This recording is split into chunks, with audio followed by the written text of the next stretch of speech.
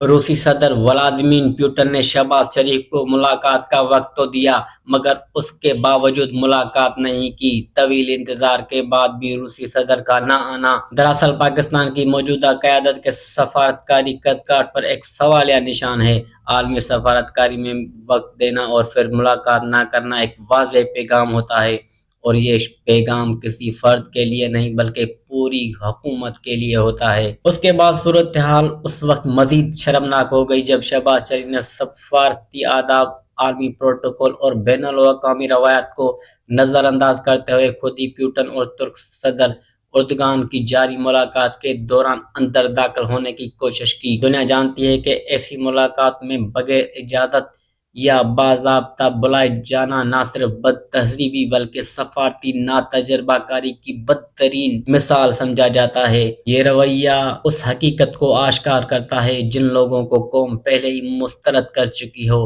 انہیں عالمی دنیا سنجیدگی سے لینے کو تیار نہیں ہوتی۔ جب عوام کا اعتماد ختم ہو جائے تو پھر بیرونی دنیا کے دروازے بھی خود بخود بند ہو جاتے ہیں۔ ایسے دورے ملک کے وقار میں اضافہ نہیں کرتے بلکہ پاکستان کو عالمی سطح پر ایک کمزور اور غیر سنجیدہ ریاست کے طور پر پیش کرتے ہیں۔ سوال یہ نہیں کہ ملاقات کیوں نہیں ہوئی، اصل سوال یہ ہے کہ ایسے لوگ اقتدار تک پہنچتے کیسے ہیں، اور پھر قومی وقار کو داؤ پر لگا کر عالمی اسٹیج پر یہ تماشے کیوں کیے جاتے ہیں۔